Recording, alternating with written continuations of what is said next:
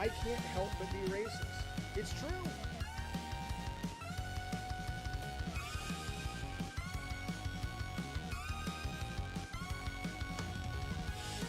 How dare you?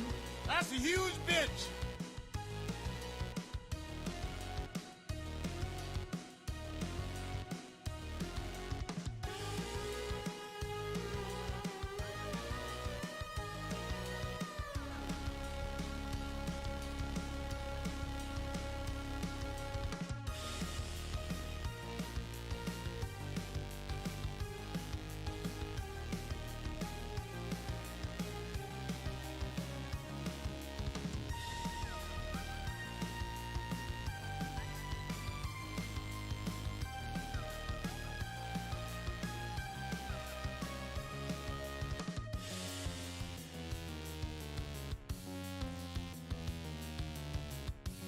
Lord have mercy, I'm about to bust.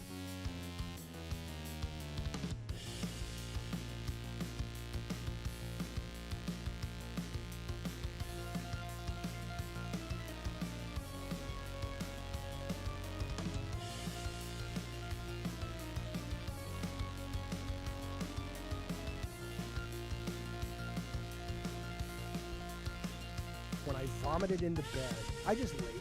I'm not even fucking with you.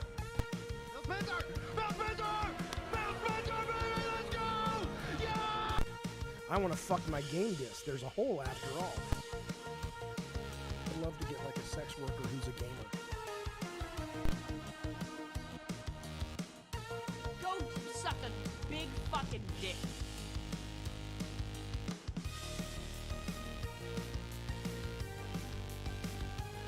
You shut your goddamn whore mouth.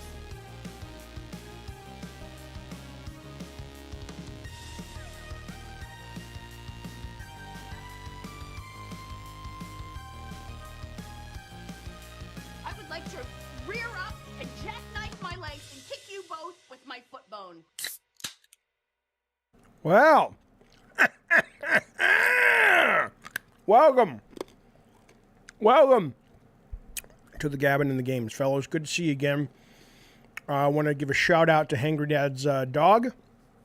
9th birthday. My dog's 9 or 10 as well. Got to tell you something about the dogs, man. We'll get on to games. We've got a lot of game news to cover. The dogs, man. I've had dogs since I was a kid growing up, but something about this one I have right now has really made me appreciate them more than I ever have. They are delightful creatures. They are loyal. They are sweet. It's good for the soul to own a dog if you can. And not everybody can do it.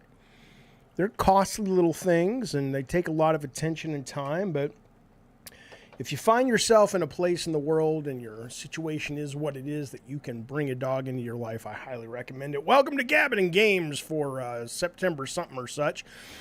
I want to let you know, at least for the next month, we're going to be trying a little experiment. Nothing too radical. It's just that the shows will be live for everyone to watch. They will be live for everyone to chat with. And then for about a day and a half, they'll go behind a paywall after the live show, but they will be available in a few days. So I think on Thursday, we're going to make this one available to everybody once we're done with the live stream. So if you're like, where'd it go?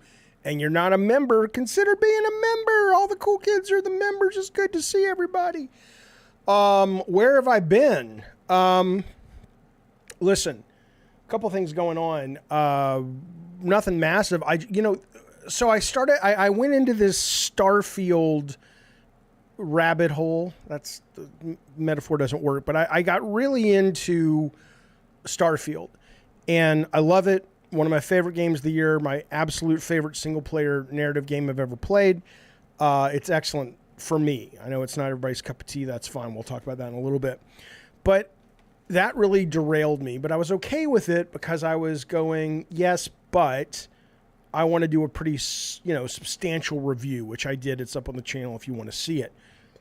However, it made me recognize that I could really use a bit of a break. So last week I was playing a lot of Baldur's Gate and just watching movies. I finally watched The Flash, which I loved. For some reason, I found myself rewatching the series Madam Secretary. Fuck you. It ain't appointment television, but I love it. Just hanging out and chilling. So I just needed a break. I didn't know I needed it till I started to take it. But that's where I've been. I do want to say to Craig Hooligan, who's been a member for 17 months, you guys, of the Cult Calypso. He says, Phil Spencer says, they will share the real plans when they are ready. Don't sweat it, console warriors. All the dates were way off the mark anyway. Talking about the giant Xbox leak that I know you already know about. We'll talk in detail about some of that. It's really fascinating. Really fascinating data has dropped.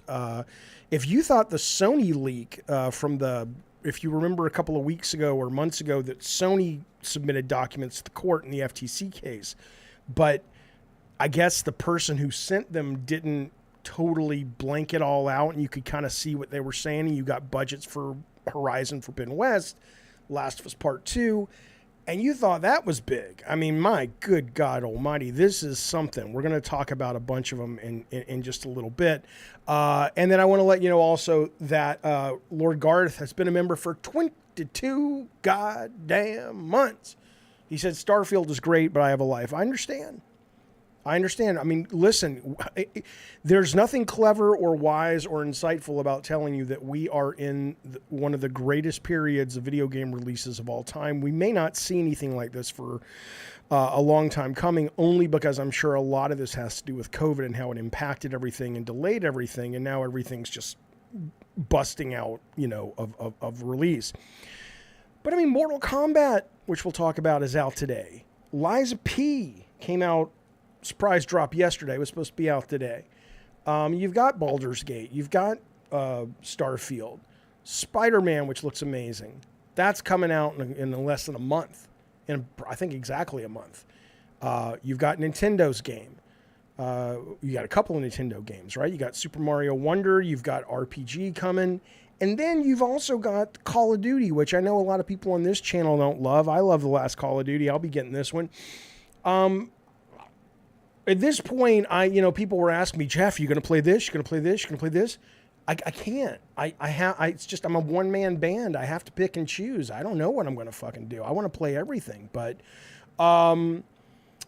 Do says, hey, Jaffe, will the live stream be free? Yeah, it's free to watch now. Then it's going to be only for members for a few days. Then it comes back on Thursday. Benji Martinez says, don't waste time like that on reviews ever again. The end product is shit compared to your usual output.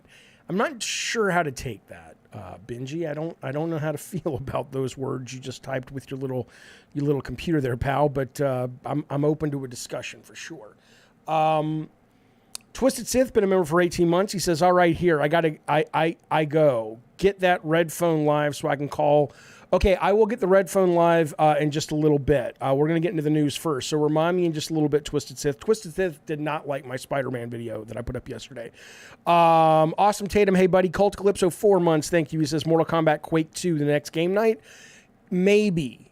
Definitely Call of Duty Zombie Mode will be in the queue. But the Mortal Kombat is tough because Mortal Kombat is not cross-play yet. So you have to have it on the same system. And more importantly, there's no spectator mode online. So if we do a game night, everybody's just got to fight me. So I can't really do a, hey, let's watch Rob the Mod fight RPG and I'll just talk to the chat because you can't watch it. I'm assuming all of that stuff is coming with an update. And then Cyberpunk. Jesus Christ, is it tomorrow? Cyberpunk is dropping on the base game all of those great new upgrades, which people say are fantastic, in about, what is it, like a 2-week advance before the Phantom Liberty drops? I don't know what to tell you. I don't know what to fucking tell you. It's going to be nuts, man. Okay. Let me tell you some news. Let's get into some, not the news just yet. I want to talk a little bit about some other things first, then we'll get right into the news, I promise. So, yeah, just heads up, I did watch the Spider-Man footage. I thought it was great. I know people kind of took my headline as they do. Maybe they're supposed to. I don't fucking know. But they took it kind of like, oh, Jaffe, what are you're ragging on first part? No, I think this fucking thing looks great. I have thoughts on it, and that will be in the video that is available for everybody sometime tomorrow morning. But I'm very excited for this game. This, along with Mario, are probably my two biggest anticipated titles. But I made a video yesterday talking about Spider-Man and what the hands-on impressions to me suggested that it's like, hey, maybe, you know, Sony's core design, not with Returnal, not with Gran Turismo, not with Death Stranding, I get it. But if you talk about the bread and butter titles, it's like, they're getting a little long in the tooth. They need to do some advancement, especially given how amazing design has been in the last year. Well, of course, people coming at me for it. It's just, come on, man. Can't we? Hey, let me ask you guys a question. I'm going on Colin's show this week, Constellations, and I'm trying to figure out what my topic is. I almost want to have a topic about, you know, how do you make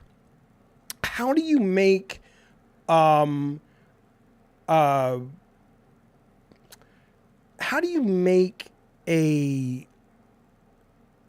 video channel, YouTube channel? How do you discuss video games with people and get the right people in, right? Because it's like my Spider-Man video, if you've watched it, is benign. It's just what I consider an interesting discussion about game design and where Sony is currently as it relates to a certain kind of title that they're very famous and successful with. And it's not bashing Sony, and I get it. I understand. Oh, it's fanboys. Yeah, we understand those are out there, but is there a fucking way? Is there a way to somehow, you know, just curate the right kind of people for your content? Because I'm so I can't open my fucking mouth. The only thing I can do these days is say, you know, even when I'm positive, people come at you. It's just so exhausting, and I don't know. I so maybe that'll be my solve or my topic for Constellations. We'll see. Gaming Nating says, unfortunately, that's next to impossible today because the whole My Plastic Box is better than yours. I know, but it's can we grow out of that?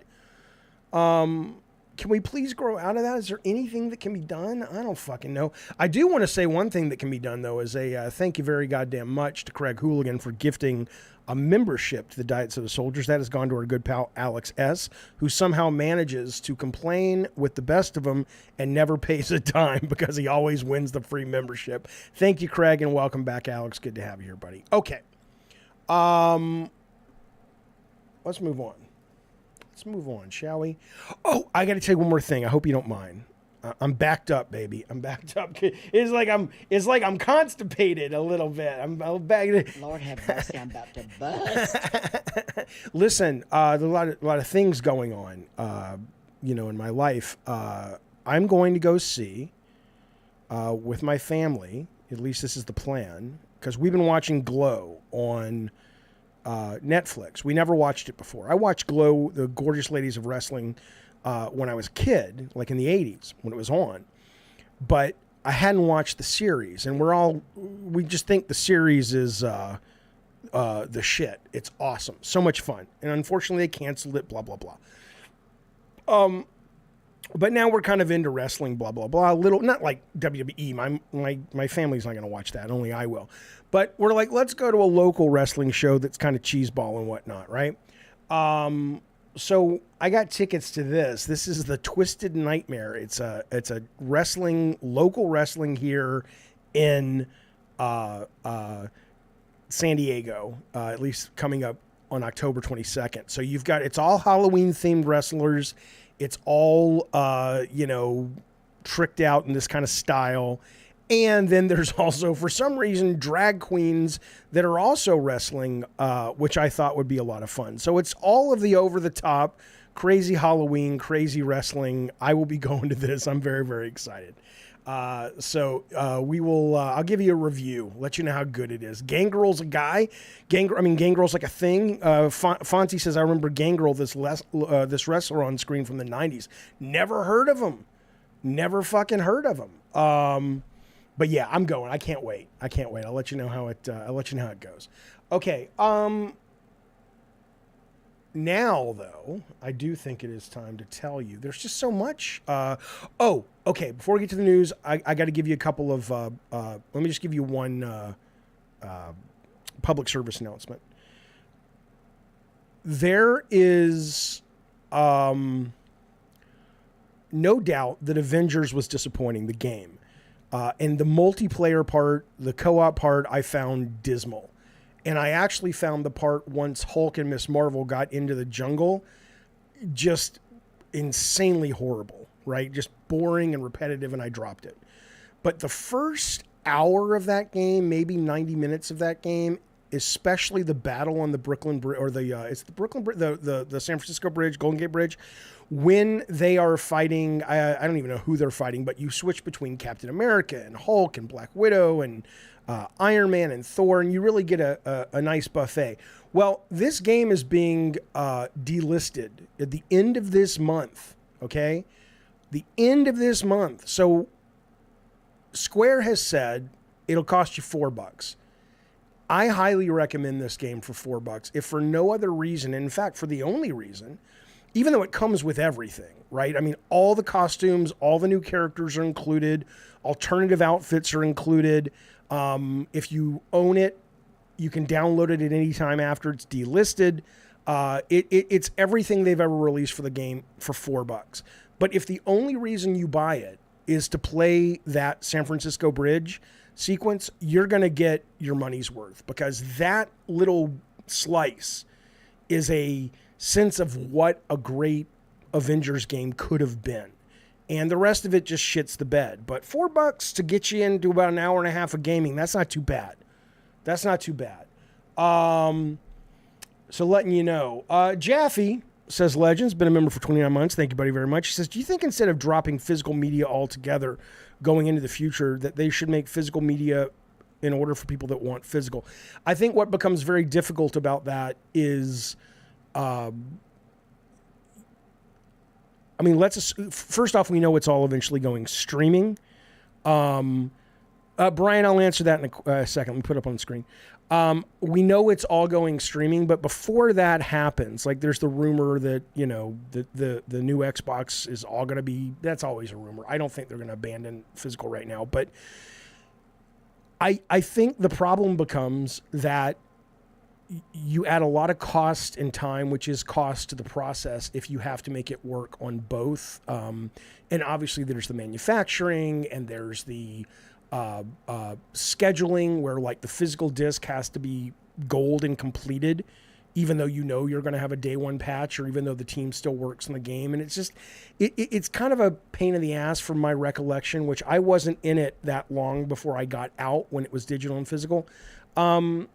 I think people who like physical are going to be out of luck, honestly, in the next 10 years. It's not going to be like movies or records or whatever, where you can just go buy anything and it'll play it. You're not going to be able to play, new PlayStation games when they do go all digital, because they're not going to make them. There'll be nothing you can play them on.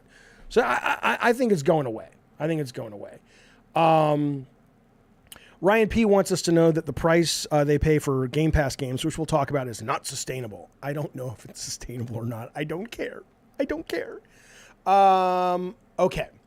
But anyway, check out Avengers. It's good people. You know what time it is? It's time for the cringe, folks. Here we go. An extra, extra! Read all about it! An extra, extra! Read all about it! Life story of...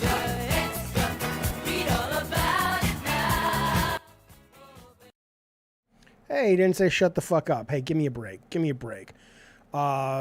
Let me get this chat on screen real quick, and then we'll get into the news, which is basically a bunch of Microsoft news and some other stuff today.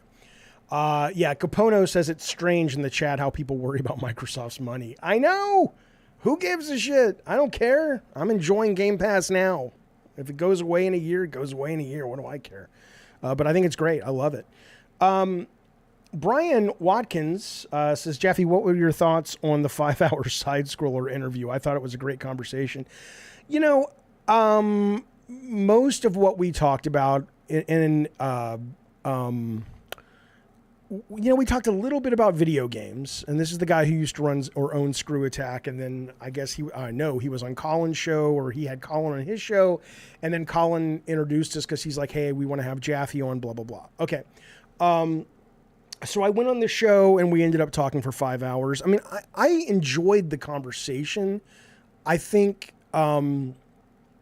if I had known, and it wasn't their responsibility. I mean, we went all over the place, and I was partially responsible for that. If I had known the topics we would be covering in a little bit more detail, I would have brought some data, because I found myself at a loss while I was doing the chat of like, I need to find this data. I know it's there, but I'm doing the conversation. So I think that was unfortunate. But honestly, here's what I'll say. I think it's sad that no matter, and I got a little heated, and people thought I treated Melanie Mac poorly, but I don't care. I mean, she seems like a nice lady. I got nothing against her, but we were getting into it because she was saying some statements that I just thought were stupid. In term, not the statements were stupid, but the logic. She was like, well, if that, then this. And I'm like, that's just dumb, And at one point I just snidely said, I don't think you're intellectually capable of having this conversation with me. And I've said that to people before. It wasn't just against Melanie, but it just, I probably should tap that down a little bit. But regardless though, what I did like about it is most of the people there were never going to, really entertain my take with an open mind. And that's fine. But what I did like is, even if 95% of the comments are like, who's this fucking loser? We hate this guy, blah, blah, blah. It was cool to see 5% of the people going, hey man, I agree with some of what Jaffe said. I agree with some of what Melanie and these guys said, but I enjoyed listening to the conversation. And in that, 5% of somebody with an open mind is better than, 0%. So, I have no issues with it. Melanie Mack is the Jesus freak, right? Says Guy Brush. I mean, she's very Jesus-y. She's a very religious lady. She has agreed to come on my show, or I'll come on her show and we'll talk religion, but that's not what this show's about. But I find all that stuff fascinating. Listen to this. Here's what else is fascinating though. So Microsoft, earlier today when this leak came out, and if you haven't heard about the leak, I mean, you have to have heard about the leak, but if you haven't, it was monumental. Tons of data came out about Microsoft's inner workings and Xbox's inner workings. And when I first heard it, I'm like, okay, this is stupid conspiracy theory, but I'm like, maybe the FTC's pissed because they're about to announce that this is a go and the deal is done and it is a final fuck you, we're going to release this stuff. And I'm not saying that occurred. That was where my head went. I didn't expect it to be true. Well, lo and behold, it's not true. California court says Microsoft leak was Microsoft's fault. Apparently, when the judge said, hey, FTC, hey, Microsoft, upload all your documents in the case to a secure server, upload the ones that were, redact the stuff that we don't want the public to know because this is going to be sort of the public record. Someone at Microsoft uploaded a section of the document that was absolutely not the redacted section. And so now all the data is out there, and it's since been deleted, but the toothpaste has exited the train station. I know. Shut up. I wish my skull would go right through your skull. But yeah, it's out there now, and I got to tell you, I feel for the person who fucked this up, because you got to fire him. It was probably a mistake, and even if it was an innocent mistake and they feel terrible about it, you still got to fire him because you got to make an example. It's like, they probably will never do this ever, ever, ever again. And they've learned a great lesson, blah, blah, blah, blah, blah. But if you don't fire that person, then you've got the rest of the company going, oh, okay, I guess I get a silver bullet, But man, that's bad. That's bad. But we'll get into that. But it turns out it was Microsoft's fault. Mortal Kombat's out today. I know Jojo D has been playing it. I think he got the super fancy I'm Rich edition. I got the pre-order so I could play the beta, which I loved. But my game unlocked today with everybody else's, and it's sitting right now at a 86. Let's refresh. Metacritic is sitting at an 86. The users aren't happy. I'm assuming the user score, which is a 6.0, has more to do with the Switch version, which apparently is really fucking, the character. It's not terribly buggy. It's just kind of ugly.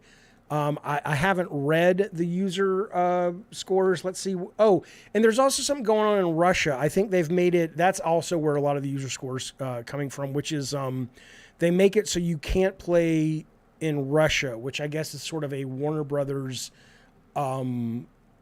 policy right now, or I'm not sure if it's coming from the console makers or the software creators, but because of the war in Ukraine, a lot of folks have said we're not going to let the servers in Russia for our games be accurate, so or be active, right?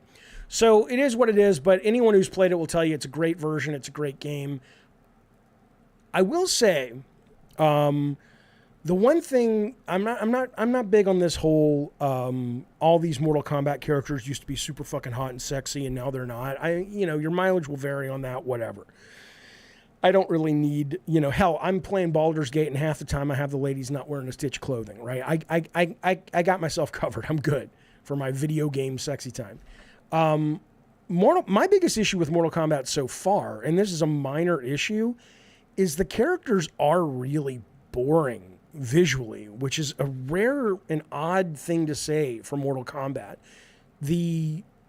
I know there is I've unlocked today, I unlocked, who was it? Is it Shang-Chi or who's the guy? Where is he? Where is the guy? I don't know. Yeah, no, it's a guy who's got the, I don't know who he is. I unlocked somebody's kind of arm knives.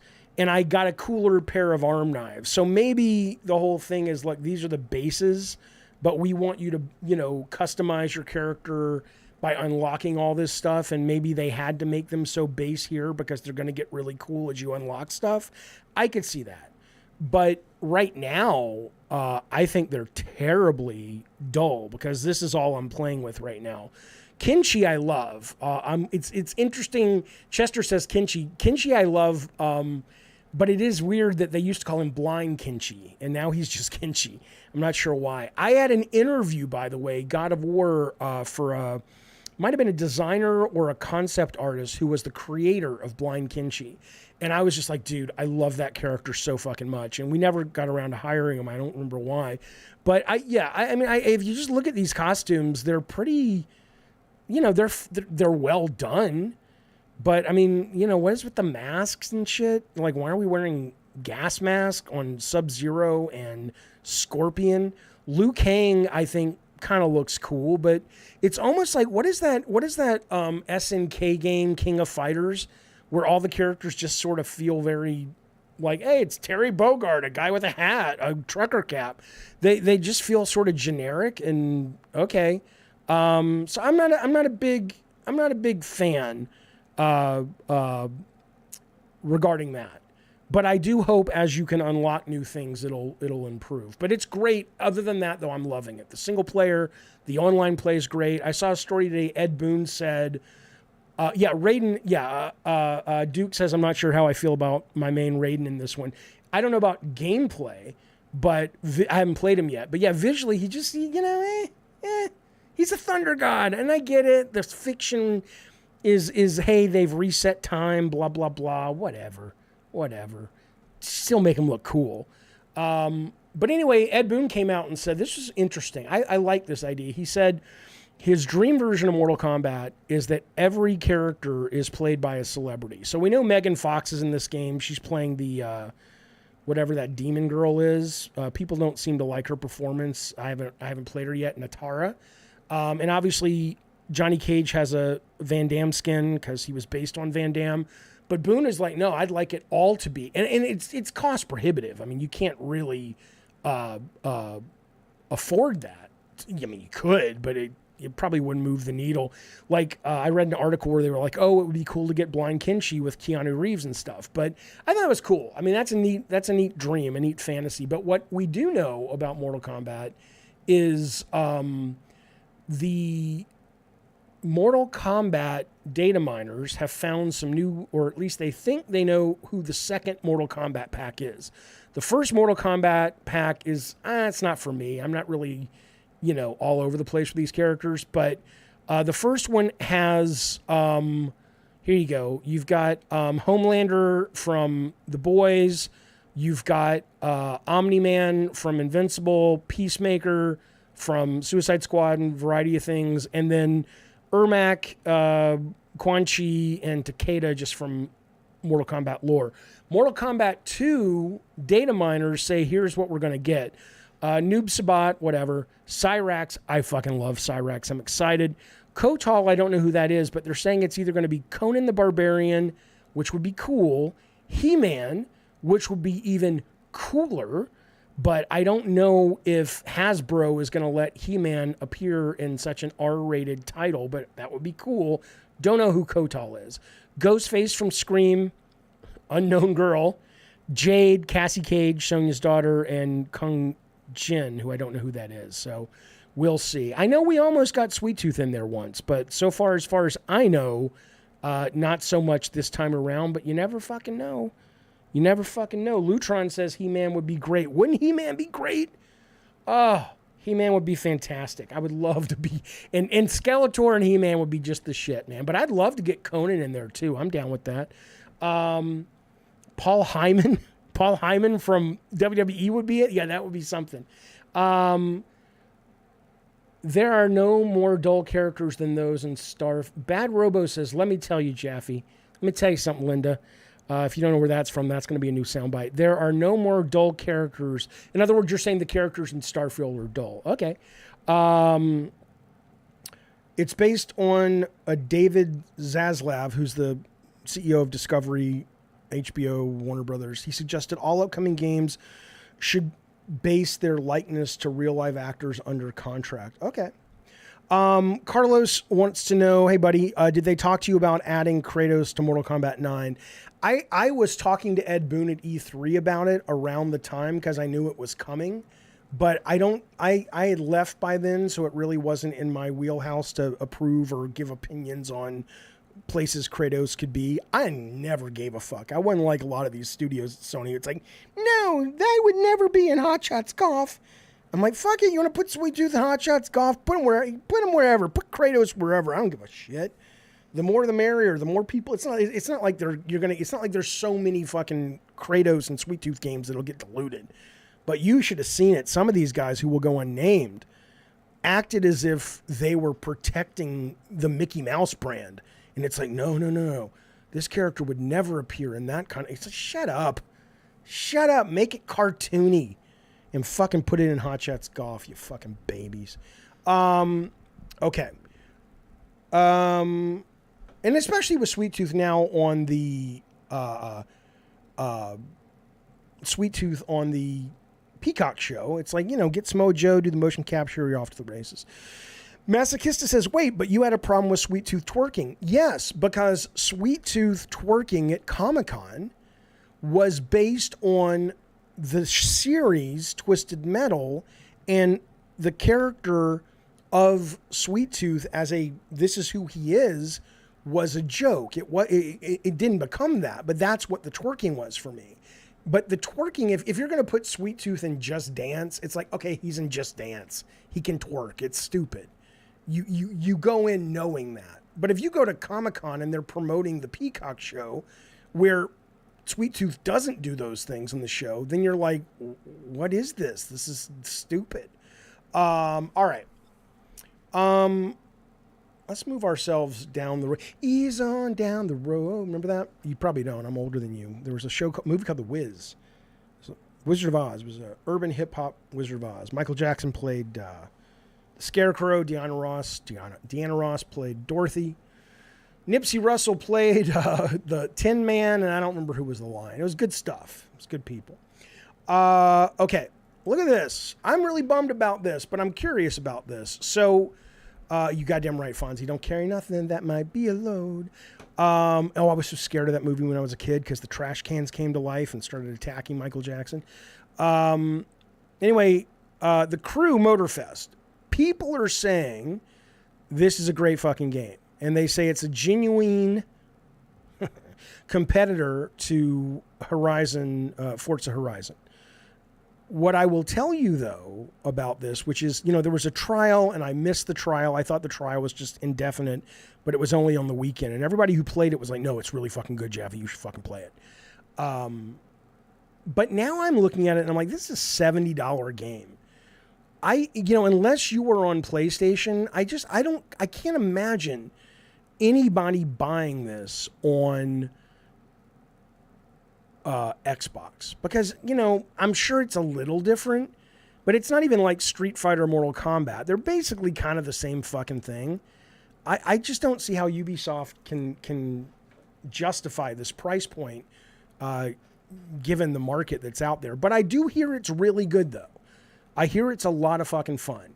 Zandatsu says it's really good. I paid for Ubisoft Plus to get it for a month. Oh, okay, maybe I'll do that. That's a good idea. Although Eddie T says it's Ubisoft, it'll be $20 on Black Friday. That's true. That's true. Duke says it has better car sounds than Forza, and I've been playing since 3. Let me just tell you something real quick. I got to say, and this is not a... Xbox is great and Sony's not. Come on. But and maybe it's a setting because Spaz helped me with my settings on my PlayStation, and it's gotten a little better. But from the very beginning on these cheap fucking headphones, these were like $25. I stole them from my son's room. Every Xbox Series X game I play, I know where everything is audio-wise. So, like, when I'm playing Starfield right now and I'm moving in a planet outside and I hear a ship, I go, oh, it's up, there it is, right? Same thing with all the Forza games. When somebody's coming up behind me, I know what side they're coming up behind me. But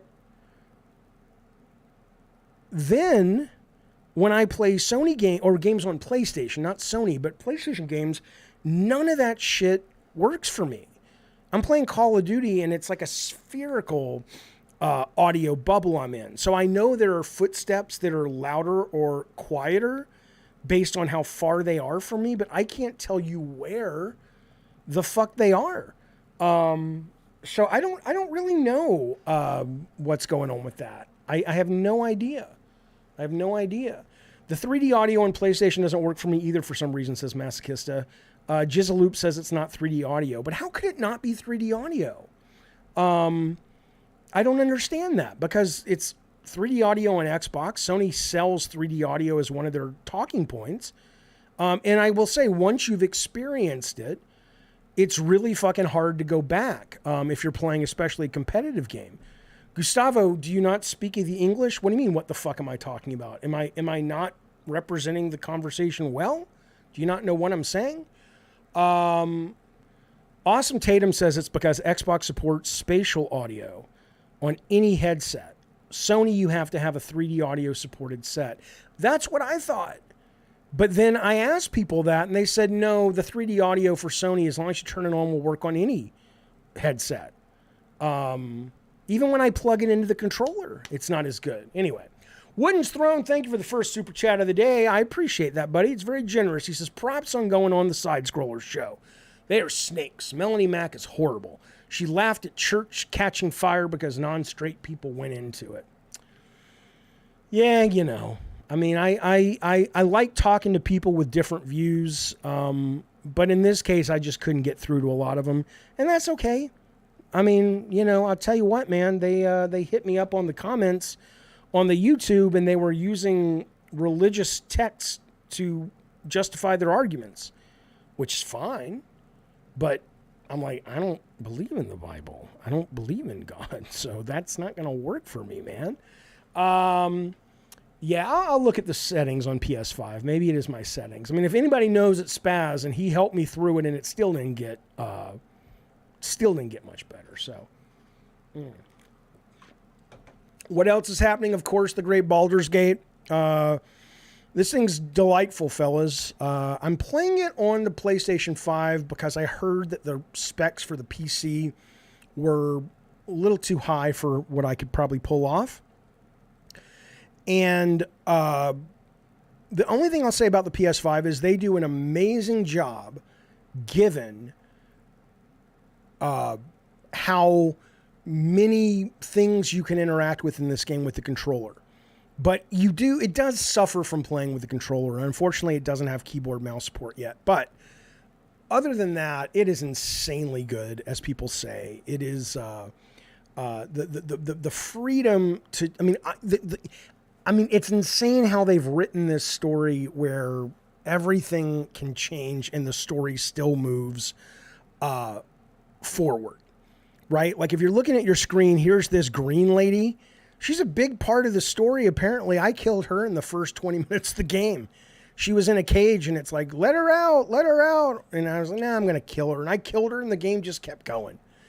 I'm playing with one of my favorite characters, who's this like demon fighter woman lady, and she's badass. And I'm fighting these minotaurs the other night on this bridge in these underground caverns. And I didn't even think about it. And this minotaur charges at these aren't spoilers, I'm telling you.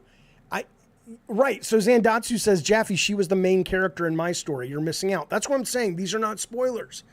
There's nothing to spoil. It's your game. It writes itself around you, not literally, but that's how it feels. So I'm got my demon lady fighter on this bridge fighting minotaurs. And one of the minotaurs does a dash attack and hits that character and knocks her off the bridge. And then the little text says, oh, yeah, she's dead. And I'm like, okay, fuck you, I'm reloading, right? But I could have lost that, my favorite character, for no other reason. She's spec'd up and she's got cool armor and she's awesome just because she got knocked off her bridge by a minotaur. And the game would have kept going. I mean, it's pretty fucking cool. I'm loving this. I'm enjoying it. It's good people. You're supposed to knock them off the bridge as Lord Garth. Welp.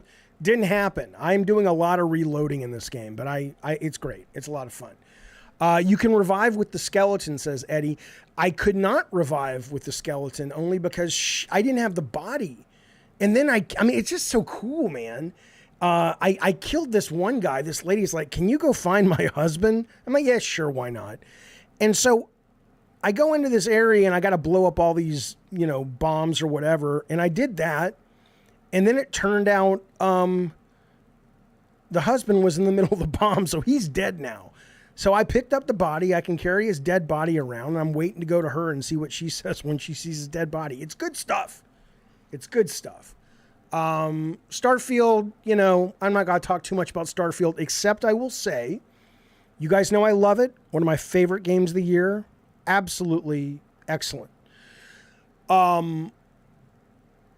On the chat, yeah, Eddie says, I convinced a boss to kill himself in Baldur's Gate. I never had to fight him. Right. I mean, there's all kinds of stuff. It's crazy. It's like, and this was part of my Spider-Man video. People were like, Jaffe, you want Spider-Man to become a big fucking RPG. And no, I never said that. Open your fucking mind and your ears and listen. Was not my point.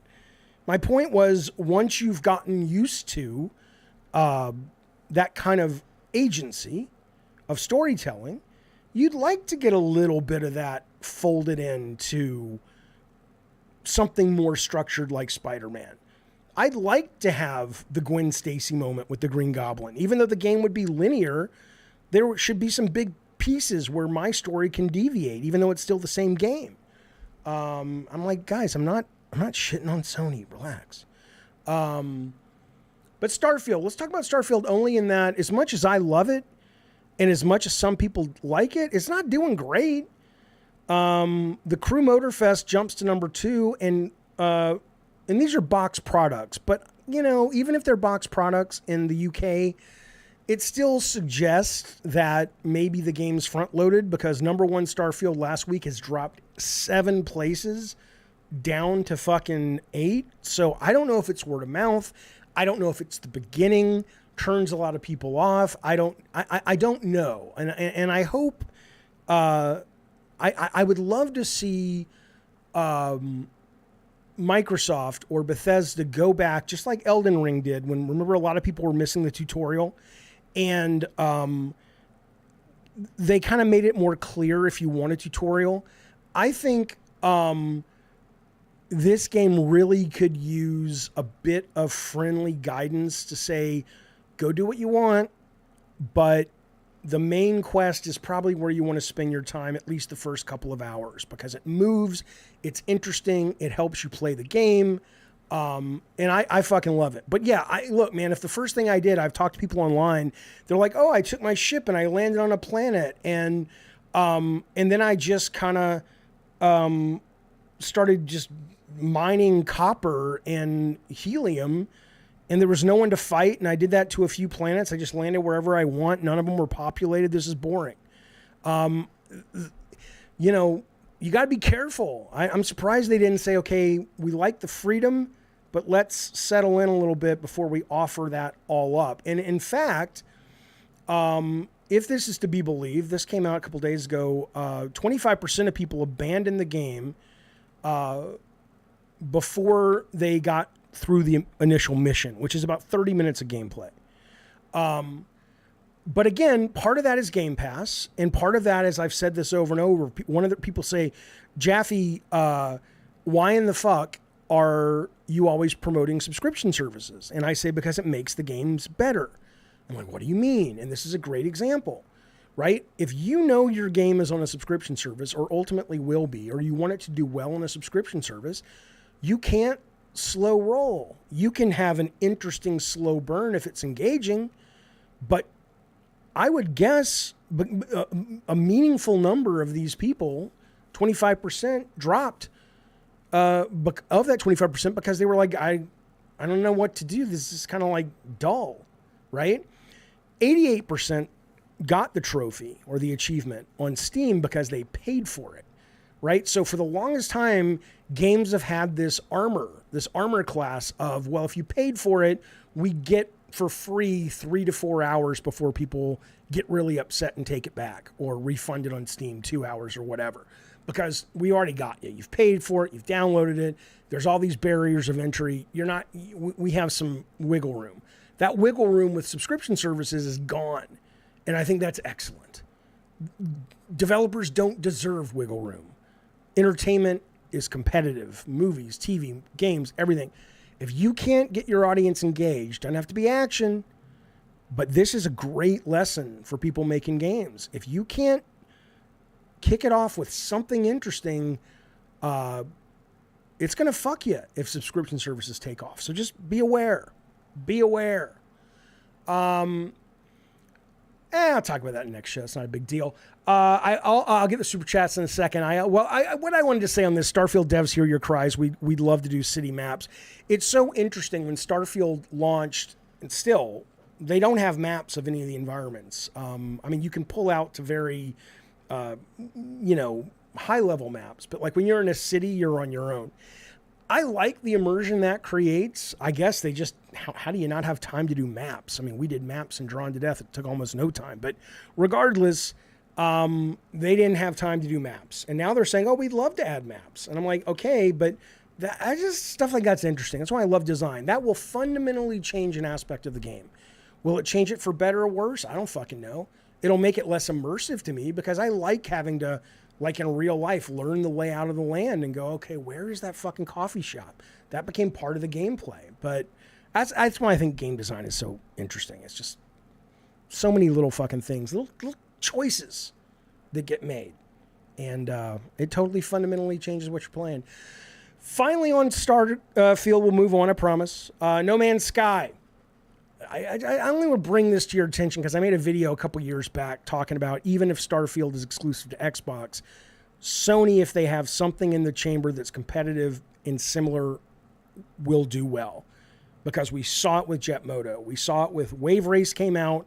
The people who had a PlayStation that did not have Wave Race accessibility but wanted to play it because it was a great title, Jet Moto comes out, and after people knew it was out with a commercial, it became a very, very big hit for Sony. And a lot of it was marketing was assuming, and I think they're correct, was, you know, you make something similar enough and to the competition and people feel like they're taken care of by your company.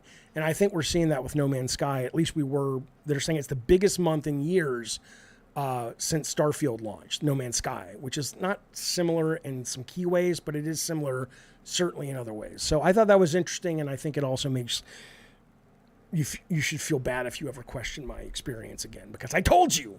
I fucking told you. Lutron says Jet Moto was cool, but Wave Race was special. Yeah, I think most people would suggest it was a better game. I enjoyed both of them, but sure. Ravno says, why is Sarah Morgan so damn boring in Starfield? I can't romance that woman to save my life. I've been trying. I don't think she's boring. I like her. She's my girlfriend.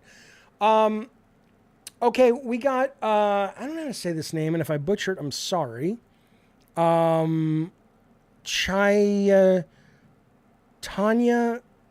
Kochar. Thank you, buddy, for the super chat. I appreciate it. He says, thanks for supporting Starfield.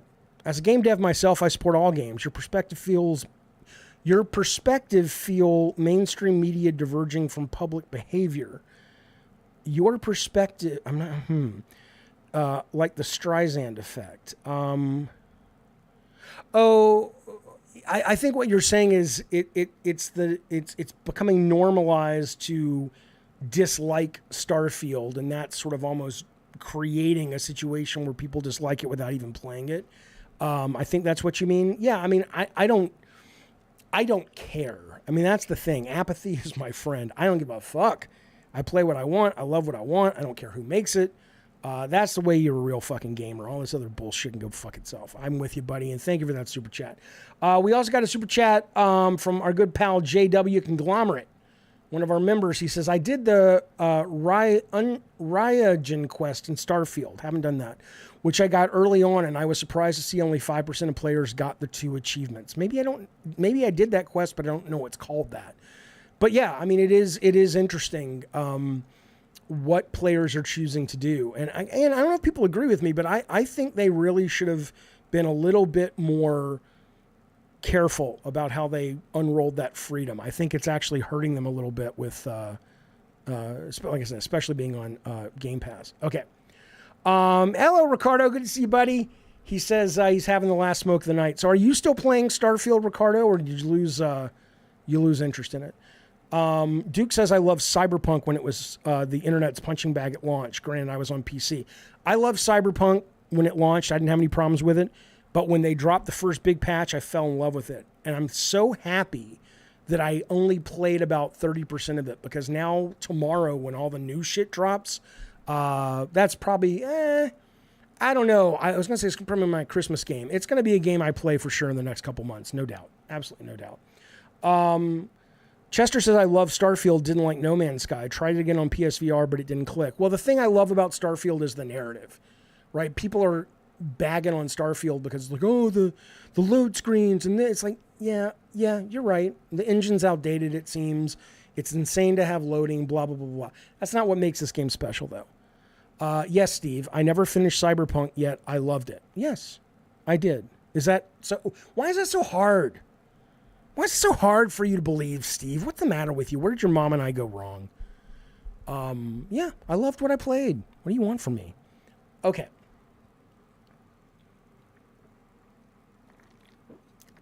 Mr. Matty Plays has changed his tune on Starfield, says Ravno. So 7 out of 10 reviews were the most accurate. I mean, what's to change? I mean, it's really fucking fun if you're into the... But I will say in my review, my caveat, if you're a kid of the 70s and the 80s and you grew up on all that shit, I think it hits different. Like, even to the point of the other night, I started watching Star Trek, the motion picture, the first one, because Starfield got me so amped up for that tone and that flavor that I love exploring it again. Ultra awesome. Yes, I'm playing the shit out of Baldur's Gate 3 right now. It's wonderful. Okay. We're about to get into the Xbox waters of the leak. Give me 1 second. I have to meditate for about 30 seconds. Recenter. I don't do breaks on this show. Breaks on this show are really problematic. You do breaks on this show and you lose half your fucking audience. I don't know why. It's just the truth. So I'm not going anywhere. I have to center.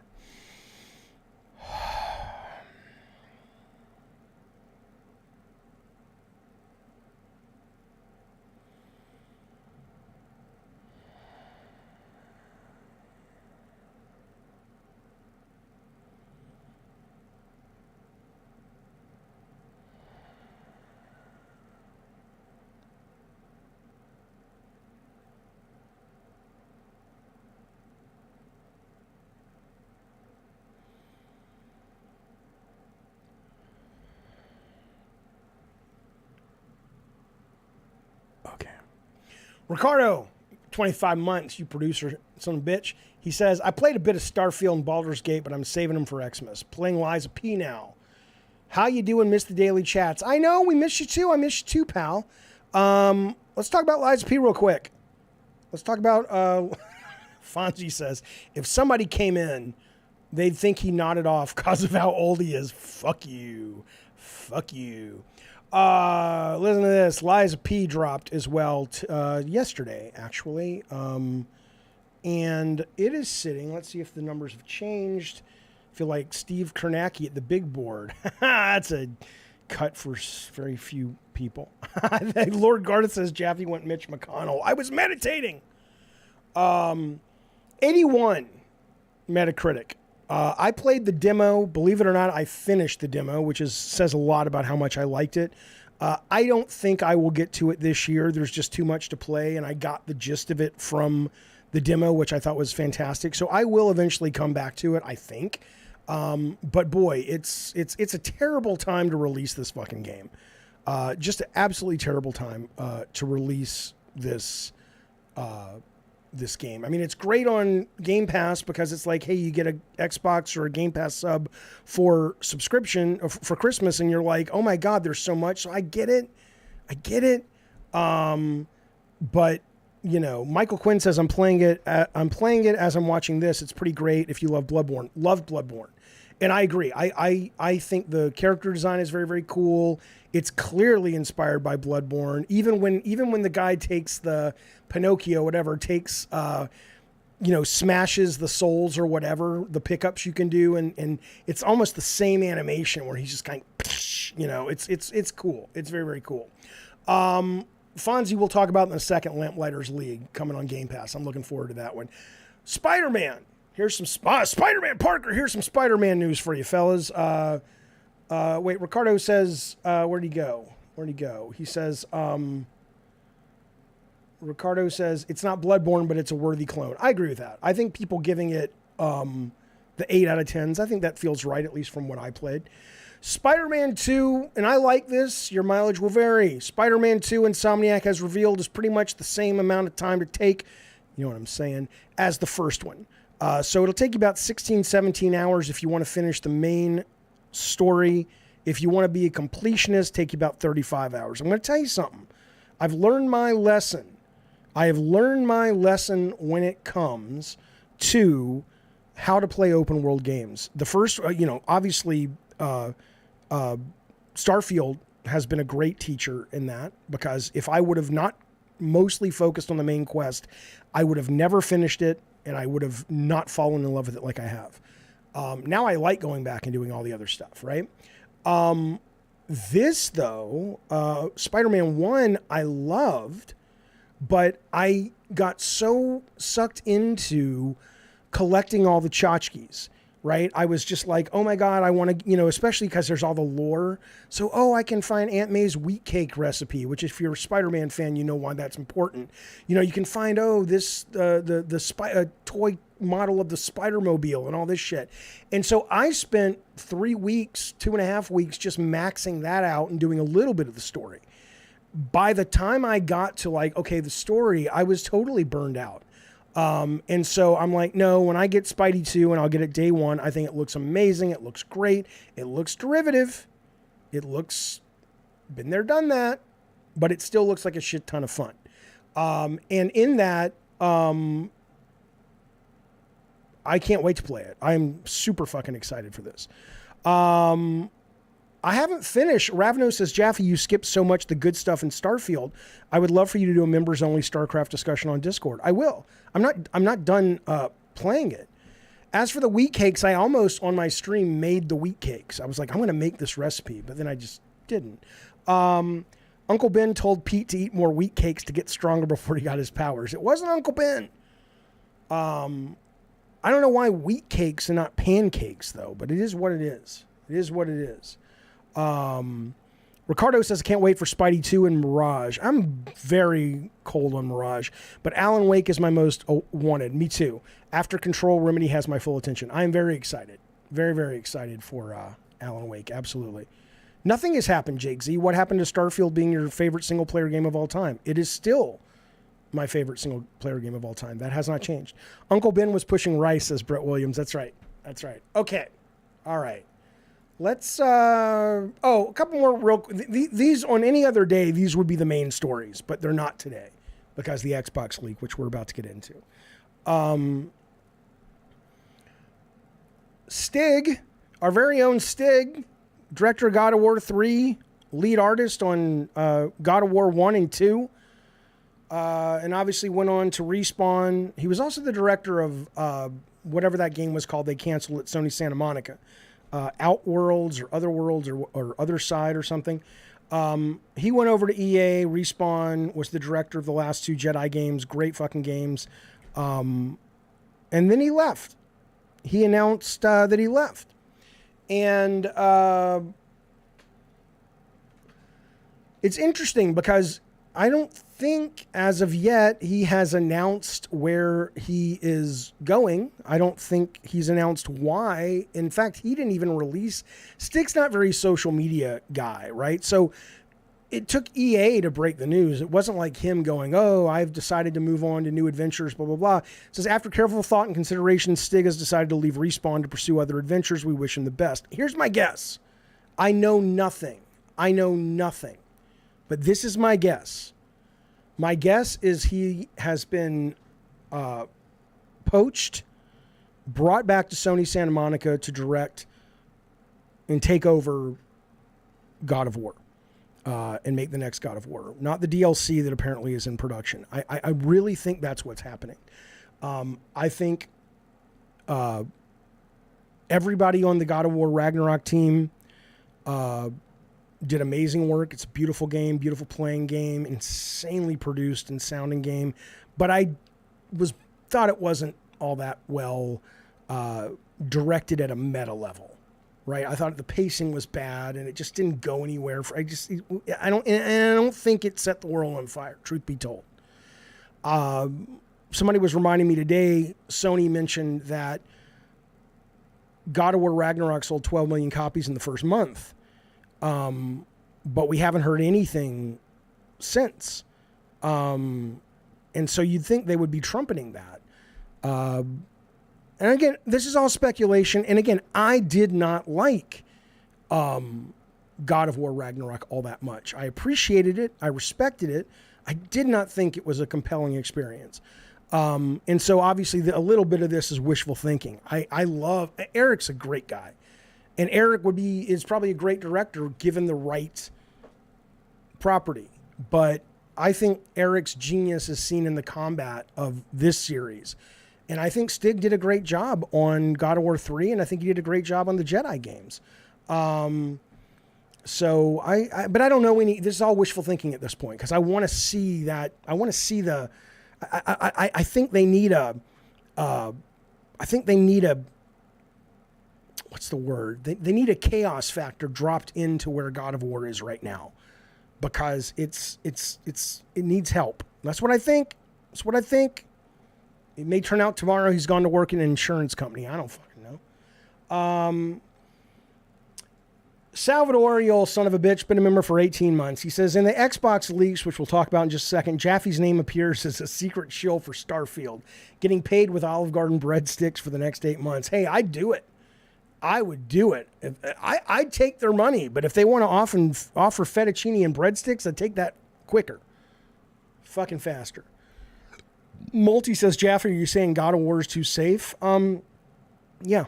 I think it's just, I think it needs a shakeup, believe it or not. Okay. All right. Last thing real quick. I know it's so crazy. Call of Duty is one of the biggest games of all time, and almost nobody on my stream cares about it, but I love it. I love it. Season 6 is going to have a Halloween-themed event, probably, they're saying. Data miners have already suggested the game files show a Halloween theme called The Haunting, which is exciting. There's also going to be operator skins for Diablo characters, The Butcher and Lilith. Spawn might be in there. Skeletor might be in there. I'll tell you what, if Skeletor's in there, then maybe He-Man is going to be in Mortal Kombat 1, Combat Pack 2. Ash Williams from Evil Dead, Alucard from Helsing. But they also put out, and I'm not going to show you the trailer, you can go watch it, but they put out the trailer for Zombie Mode, which is coming in Modern Warfare 3 in November, which I'm very excited about, the whole package, but certainly this mode. It's not just Horde mode. It's an open world extraction mode now. Survival. It's kind of like Ark Survival and what was it, Tarkov, but it's with zombies. I'm pretty fucking excited for this. The trailer looks really good. Zombie includes incursion zones across different regions that escalate in difficulty. Activision says the mode will still include core zombie features, special story missions, secrets to discover. So I'm vibing with it. Controller Sport says Call of Duty wants to be Fortnite so badly. I don't know about that. I think it's not that they want to be Fortnite. I mean, they're already what they are. I mean, they're massive. You can't get any bigger without bringing in a lot of really young kids like Fortnite does. But I think all these operator skins, which does feel weird, I think it's just the way of the world. It's the way of the future, man. That's like Ready Player One. People, hell, I want to buy the Lara Croft skin. The only reason I haven't bought some skins recently, by the way, let me tell you, I don't know what I should do. I need some advice here. So you guys may know that I accidentally spent $750 on Call of Duty coins. And it was because I took my PlayStation controller into the living room because we were trying to set up that controller to work on the Apple TV Bluetooth so we could play some games with the family. And it worked. But by the time I got it working, I hadn't realized that my PS5 had been left on Call of Duty, and I was inadvertently spending, every time I would hit a button, it would buy tons of fucking tokens or whatever they're fucking called. So Sony said, yeah, not a problem. A couple weeks ago, I saw it appear on my credit card. They gave it back. It was a great experience. I appreciated it. But the Call of Duty money's still there. So I called them the other day. I said, I got my money back, but you guys haven't taken the Call of Duty money off the virtual coins off the game. And the guy's like, well, give it a couple of days. It should go away. And it hasn't gone away. And then they said, okay, well, you should call Activision. I'm like, I'm not going to call Activision. I'm not going to fucking, it's like, don't you think I'm at a point where it's like, you know what? I've done due diligence.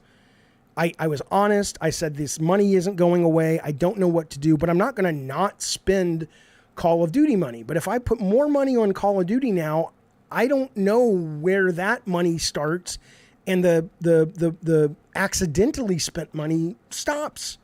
So, I think I'm just going to, maybe I'll buy a Lara Croft skin tonight and just see what happens. And if they come after me, I'll be like, hey, I tried to fix it. I tried to be the honest fella, and you guys fucked it up.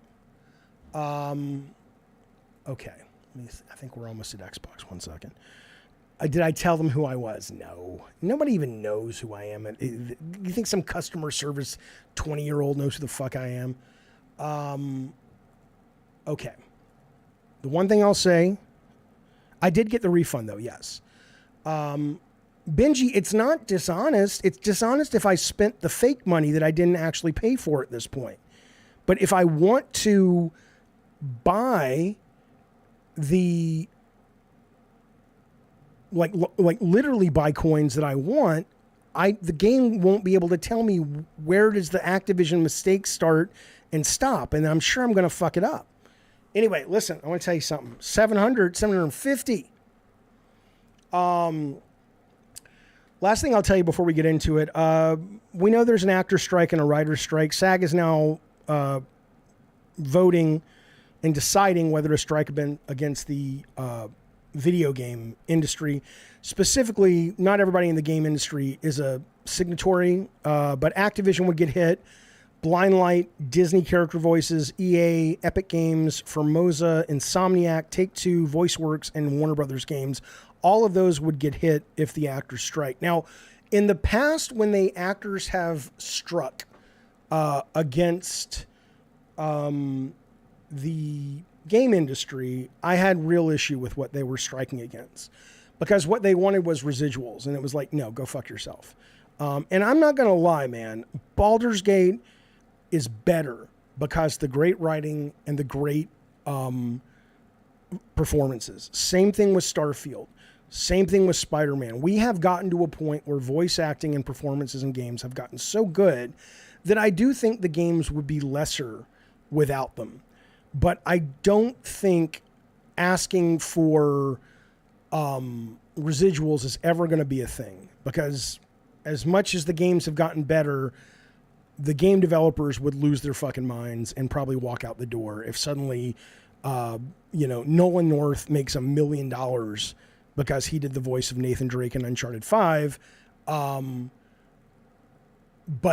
the lead designer and lead programmer made a lot less than that, right? I think that's just insane. So, but what they are asking for this time is a lot more fair. And unfortunately, it doesn't seem like the game industry is willing to budge, which is crazy. Here's what they're asking for. Voice and performance capture. They basically want to have a 5-minute break every hour, like everybody else on the crew gets. They want to have an 11% retroactive pay increase from when the contract was up, 4% increases in the second and third years to keep up with inflation. The only other thing they're saying is, hey, if you're going to use our likeness in AI and you're going to use it for all kinds of different things, you need to negotiate that into the contract. They're not saying you can't do it, but if you're going to get the motion capture or the character face capture of the woman who plays Melina in Mortal Kombat, and then you want to use that all day long for sequel for the rest of your life, the SAG is just saying, hey, I'm not saying we want residuals, but could we get paid for that? And I think that's fair. So I'm surprised that the game industry is pushing back so hard on this one. The last time there was a strike, which lasted for about 200 days, I was like, the actors can go fuck themselves. But in this case, this seems pretty logical, actually, as far as I can tell. Hey, look at that. Ricardo emerges from his cavern in the gloomy jungles of Peru to drop a super chat and say, some love for you. Tell me, how's Gabbin and Games going? Going strong? Thank you, Ricardo. Well, I took about a week off because I needed a break. And, I still can't crack the nut, Ricardo. I've been talking a little bit to Mr. K, I'm going to talk to Bukaki Drive-By later today about possibly some ideas they might have to power up the show. But I'm still loving it. I'm still fucking loving it. So that's all I can tell you. But I'll give you details later if you're interested. Just hit me up on Discord. Jojo D has stepped up and taken his wallet out like he's at the strip club. Hang on. J.K. Simmons is in Baldur's Gate 3? I didn't know that. Thank you, Jojo D has purchased 5 Jaffe memberships. What a generous lad you are. By the way, Jojo D, I thought of you the other night when I was touching myself. Lord have mercy, I'm about to bust. I thought of you the other night because I watched The Flash, which I know you recommended. Boy, you were right. That was a great fucking movie. But he has dropped these, and here are the recipients. Captain Crunch, RPG, Fonzie Lopez, Doug, and good Sir Wallace Shawn. Thank you, Jojo D, for bringing those folks into the cult. And now we will teach them how to go clear and meet Xenu.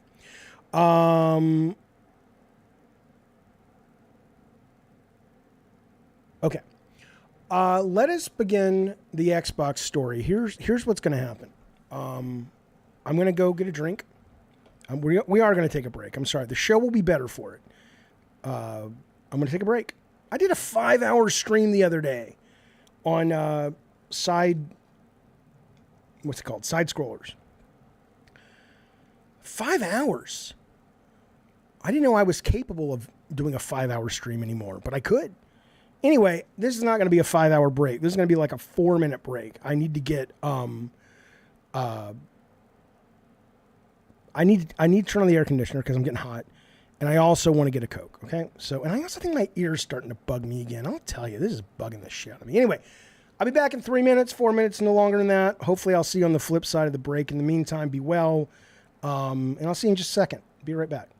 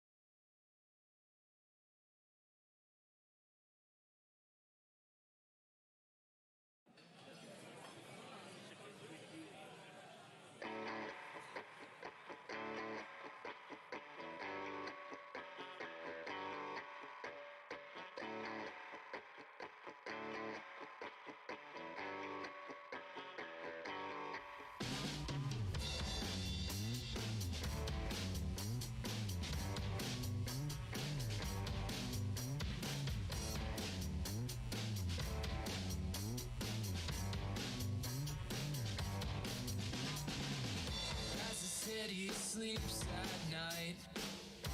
I consider all our blood. As the city smiles with glee, we suffer silently. Oh no, I don't know where to go. Oh no, tell us something I don't know. Tell me about the times you second guess your life. It happened tonight, right? Tell me about the times you thought you won't survive. There goes my life. I won't go to the show. Oh no. Tell us something we don't know. Tell me that you're living right and happy with us, right? You can't tell me that your mind's made up. I won't spill my cup. Please don't let go, take our hands. I want you to comprehend. It gets better, ignore their no's. Don't let the bastards get you down.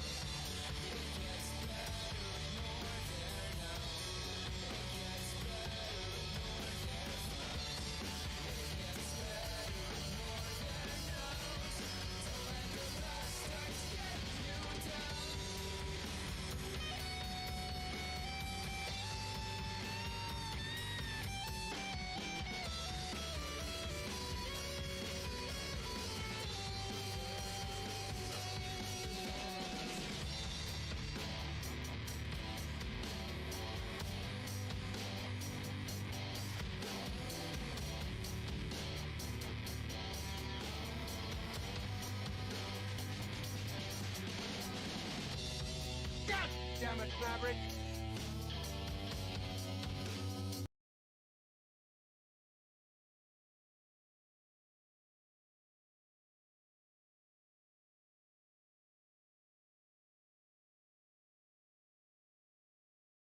To you by Minute Maid Pink Lemonade. That's not true, but if they wanted to pay me, I would totally do it because I like it, man. I like it. Oh wait, hang on one second. I gotta move one thing. You need an ace cam during breaks? I would love that. He's my baby. He's so cute. But he's also vicious as fuck. He's got a little weird personality going on, man. All right. Jennifer Hale, she's voiceover actress. Yeah, she's pretty good. Wasn't she Abby? Didn't people give her shit for being Abby? Okay, here we go. All right, fellas, let's begin.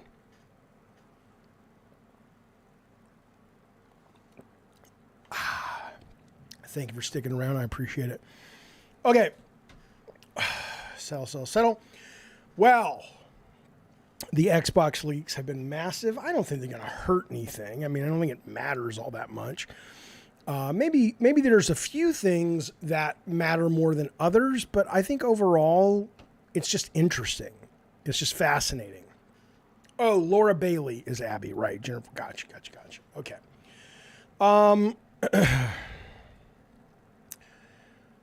We're going to go all over the place with this, so we'll just kind of start where we are.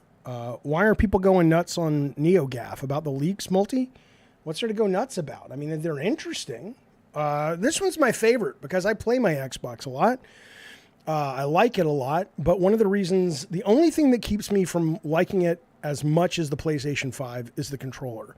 And they're now saying they've got a new controller in the works. I think it's coming out 2024, which is like, come on, be quicker. Like end of 2024 or the next year. But what I like about this one is it will have haptics and it will have an accelerometer. Both of the things I think are incredibly needed when you play a game like Starfield because, you know, it really is a mouse-based game. So I really hate that when I want to pick something up or specifically, queue up an item in a locker, I have to use the stick and I miss it and it's kind of a pain in the ass and blah, blah, blah. And then aiming, which is on the gyro on the or the accelerometer. Accelerometer may not mean gyro. I assume it would. Why else? Otherwise, it would just. I'm not sure what else it would mean, right? But what I love about the DualSense Shock, whatever the fuck they call it, is I loved when I played Days Gone and a couple of games where Fortnite's another one where you can aim with this. And I know that sounds terrible. I know that sounds stupid. But it actually works really, really great. So I'm a big fucking fan. So that is leaked. I'm glad that it's coming. I'm surprised it took them this long, but it is kind of what it is. So that'll be out 2024, maybe early 2025, they're saying. Eddie T says, all of these leaks and nothing about Halo. It's a good point. Do you think the rumors are true and Microsoft no longer considers it their flagship franchise? There would be no Xbox without Halo. It owes its entire existence to it. I think all of that is true. I mean, I don't think Halo is a flagship franchise anymore. And I think it's really on them to make it that again. Even the Paramount Plus series, it was, people liked it. It was fine, but it didn't create this kind of like, oh my God, it's Game of Thrones, but it's Halo. And then everybody wants to play the Halo game. I mean, they absolutely dropped that ball 100%. And I don't know if they'll be able to pick it back up because as much as I enjoyed Halo multiplayer and single player, it didn't seem to connect with sort of enough people to really give it the title of flagship title. I think those days are gone and it's up to them to bring them back. Okay, let's move on. Here we go. These are all the big leaks that came out. We'll dive into some specifically, but just if you haven't heard, they're going to refresh the X. Great, whatever. It's going to have more storage. They're not doing it like a Pro. I don't believe it's going to be a better system other than just more storage. It's digital only, faster Wi-Fi, but it's not like you'll have games play better on it. That I think is 2024, 2025. That will launch with the new controller, but hopefully I assume the new controller will also work with all the Xboxes. Some of the bigger news is the leaked Bethesda games. The release schedule says the Indiana Jones game, which actually should have come out this year. All this was leaked it's data from 2020, right? So if you look at the leak, it was saying this would be out already, Indiana Jones. I think it was lined up to tie in with Dial of Destiny, the movie. The good news is it must be well under development, and we will be seeing it sooner than later. But that was in there we knew about. They're saying the biggest reveals, this is from Games Radar, but you can find it everywhere, is a remaster of Fallout 3 and Oblivion. I've never played Fallout 3. I played the beginning of it, and I got out of the vault, and then I kind of got bored of the combat, and I moved on. I just wasn't in the right headspace.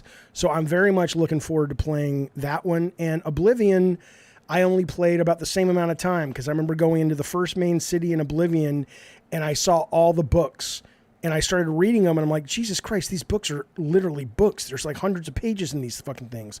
And I'm like, it's not for me.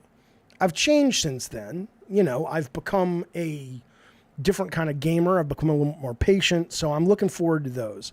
They're saying there's a new Doom game. It's codenamed Year Zero, Doom Year Zero. Nobody's surprised by that. There is a Dishonored 3 under development, which I could not care less about. What I am excited about is Pete Hines has gone on record and said, we are going to continue to support Redfall. As I said on an earlier stream a couple weeks ago, I very much think that Redfall has a wonderful IP. It's a wonderful setting, and it's at best game. But I'm happy to hear they might still be working on that. But they're also saying Dishonored 3. People love it. I don't give a fuck about that game. Ghostwire Tokyo 2. Again, this was 2020. So I don't know if this is still accurate. Ghostwire Tokyo 2's got about 6 million players. The new DLC that they put out apparently really makes it a much better game.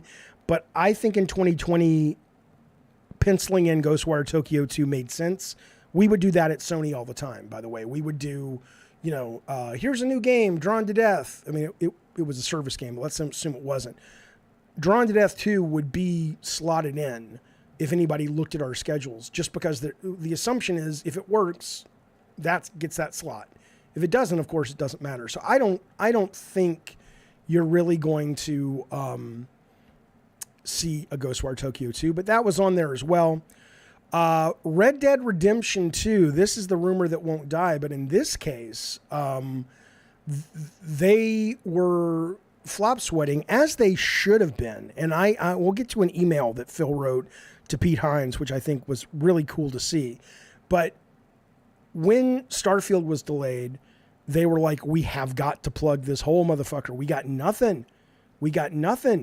And so apparently they were looking at paying Rockstar, Take-Two, a shit ton of money to get Red Dead Redemption 2, the remaster, the remake, whatever they're calling it, on Xbox. But of course, at this point, no one has heard if this thing is even real. But it's real. It has to be real. But that was pretty interesting news as well. Phil Spencer wanted to buy Nintendo. Usually I'm a fan of acquisitions from Microsoft and Sony. I would not like this one. I don't think the cultures match. This was before Nintendo was swimming in money with the Switch. I mean, they were still swimming in money because of the Wii, but they had the Wii U debacle. And I get it, but Microsoft is not the right studio. If Nintendo even wanted to sell, that doesn't make sense to me. The Microsoft Nintendo thing does not seem like a good marriage. If any company should buy them, people will hate this, what I'm about to say. I don't think Disney would be better than Nintendo without anyone. I think Nintendo without anyone's doing just fine. But if Disney bought Nintendo, I would at least go, okay, they could do a lot of cool shit with that. I could see that be cool. But this was weird. And I don't think anybody really took it seriously. They're like, hey, wouldn't it be cool if we got Nintendo? They were also very serious about getting Warner Brothers and Valve. Warner Brothers is probably still in the mix. Warner Brothers, was on their list, and there was a bunch of shit going on at Warner Brothers, but it sounds like that's still an ongoing conversation. The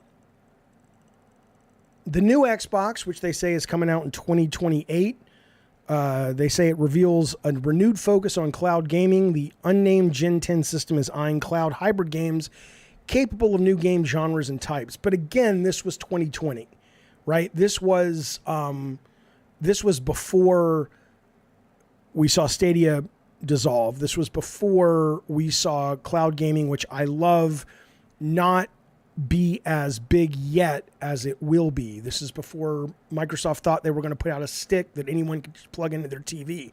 So again, you're looking at information that's almost 4 years old. So some of this, I think, would not be current. So but you know, who knows? Who knows if the new Xbox is still going to go all in on cloud gaming in 2028? I loved this email because you guys know,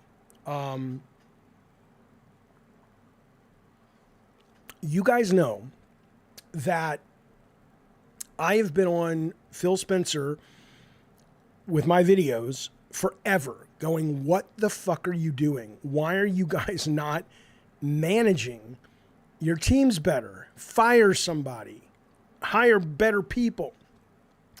And this was a good email. Again, it should never have gotten this far. But if you want to read it, I'm not going to read the whole thing to you. I'll put it up in the chat. I'm looking at this off NeoGaf. But the gist of it is, he's being a nice guy, but he's taken Matt Booty, who runs product development. He's kind of taking the guy to task, going, dude, here's what he says. I think we need to get much better at overall portfolio planning with real honesty on dates. The fact that your boss would need to say that, yeah. He says, to come off 2021, which was a great year with no big exclusives, is a portfolio planning miss that we can't afford. If we need to delay launches to create more regular beats for us, we need to do that. We have to all understand that the situation we are in now is a failure of our planning and production execution. 100%.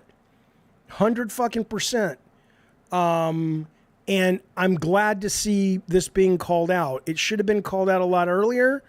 And again, this is coming from 2022. This one's 2022, so I don't know when that other Xbox 2028 is accurate. But anyway, he says, let's get planning on the next 2 years. First, we need to build an accurate list of new game launches. For now, I don't want to litter this list with content updates or seasons for existing. We need launches. It's pretty good. It's pretty good. I know Matt Booty doesn't manage Bethesda, but Matt Booty manages internal. Phil Spencer manages it all. And ultimately, the fact that he's kind of laying down the hammer is good. The fact that he's laying down the hammer this late is still weird, but, you know, I don't know. I don't know what this means, but it's nice to see. As a fan of Xbox, it's nice to see. Kevin says, I don't mean this in a personal way, but I think Matt Booty needs some sort of hardball interview. I agree. I don't think he is the right guy for this job. Spencer can copy paste this email and shoot it out tomorrow. Not yet. Maybe. I know what you're saying, Lutron. Have they actually turned a corner? I don't know yet. We're not going to know until their next first party title game comes out. That's for sure.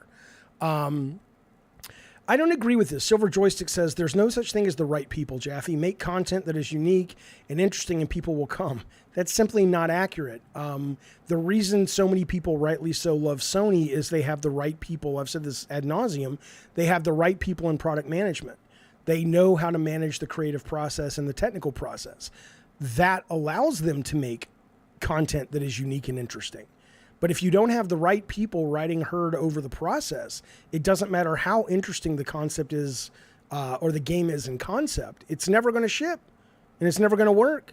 How to fix Xbox, says Ravenos. Fire the people listed on this email and hire talented people who know how to do it.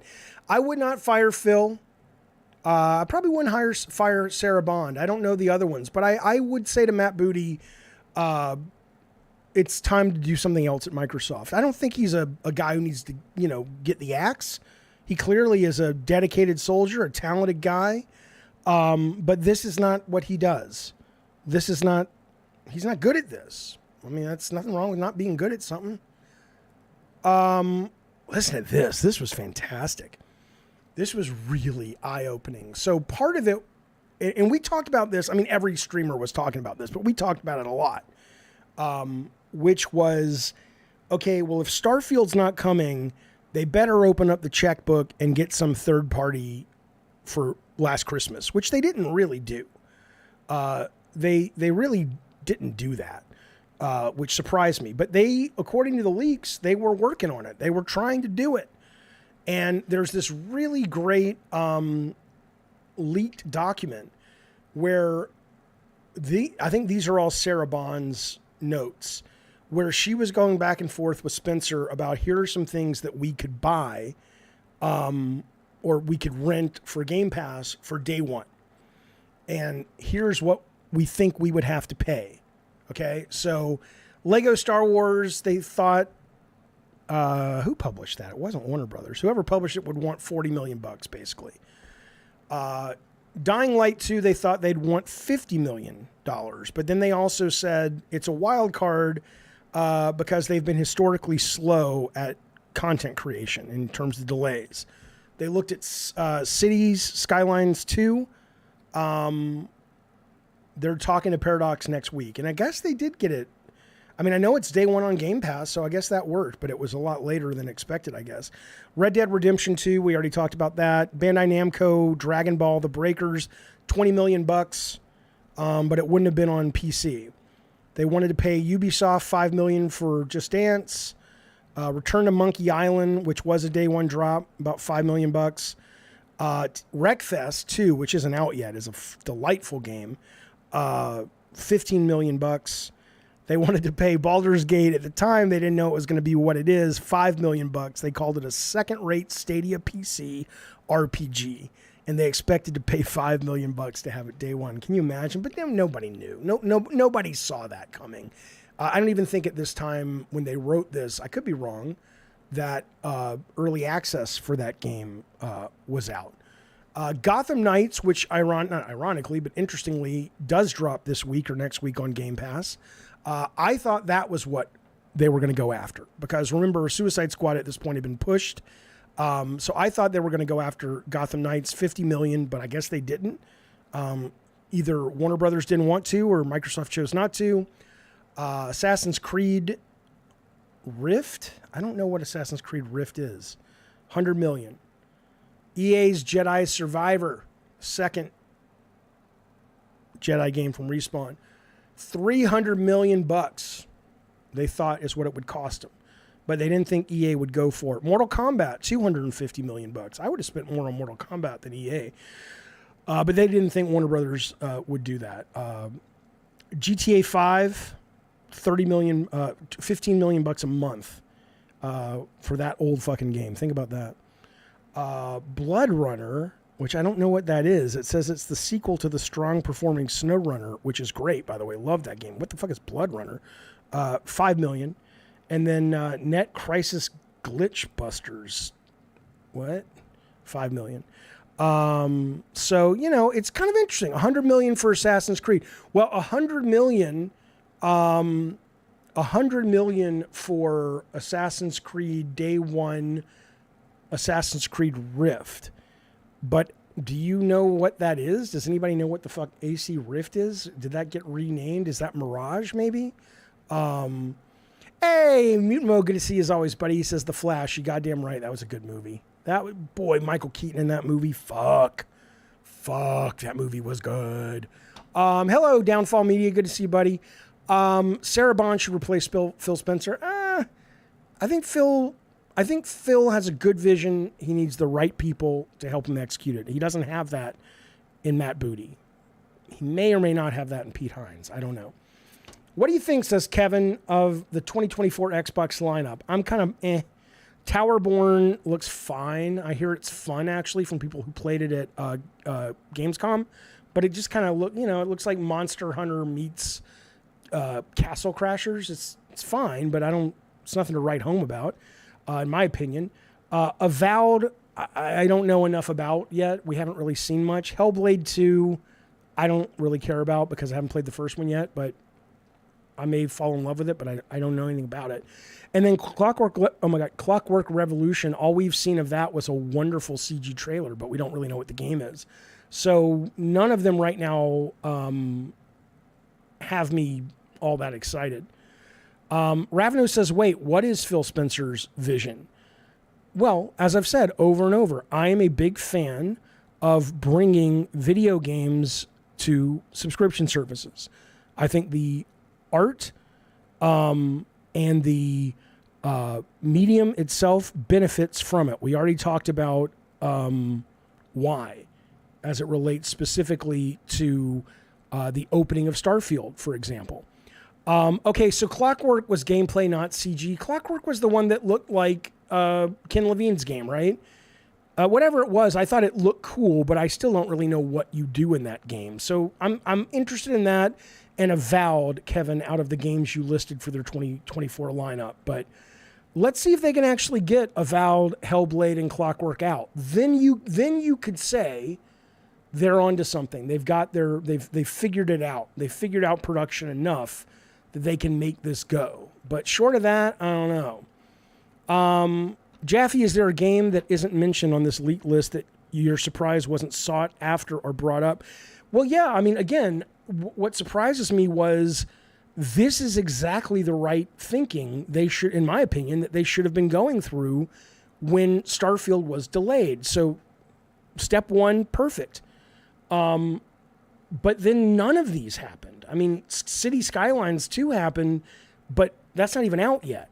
So they did not plug that hole for the holidays last year. And so that's the weirdest thing to me. Like, out of all of these, you would, even though it wouldn't have helped them because people said it was a terrible game or just an average game at best, Gotham Knights would have been good to have. Obviously, Jedi Survivor and Mortal Kombat. I mean, think about it. $300 million and $250 million is the cost of one game, pretty much these days. And they're saying these companies wouldn't have gone for it. But, you know, I think that would have been smart. I think you would have seen a lot of... here's the question, though. Maybe this is what they had to ask themselves. Here's the challenge with Game Pass or any of these subscription services.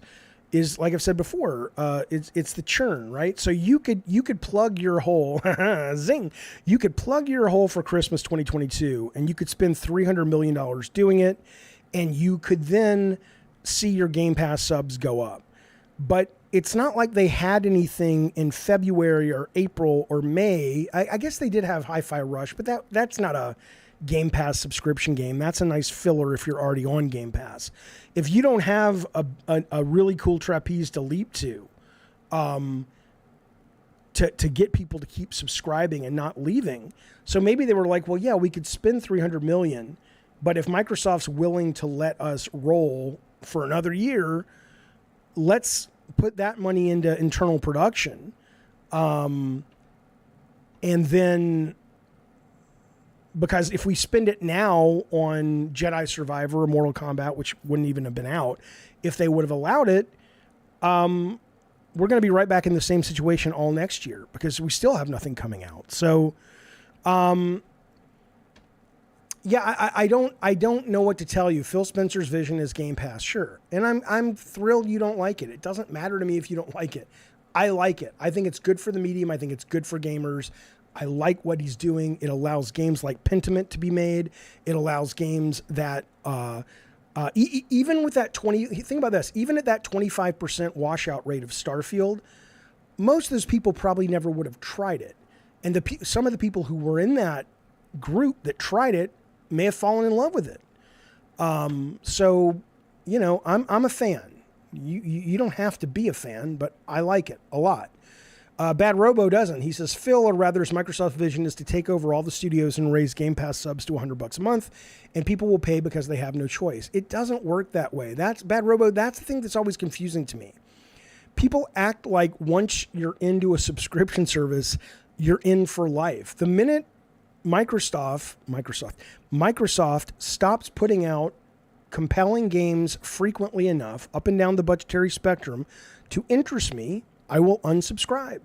Just like I'm about to lower my tier subscription on PlayStation Plus Premium. Because the fact of the matter is all the stuff that could be there every month, it's rarely anything I care about. So I will still subscribe for multiplayer, but I don't need to be spending as much as I am every month because they haven't earned it. So far, Xbox for me has. And if they raise the price to $100 a month, and there is great content that's worth that, then I'll buy it. But if people walk away from it, then you'll have all kinds of competition rising up to serve those people. It's nothing's permanent in any of this shit.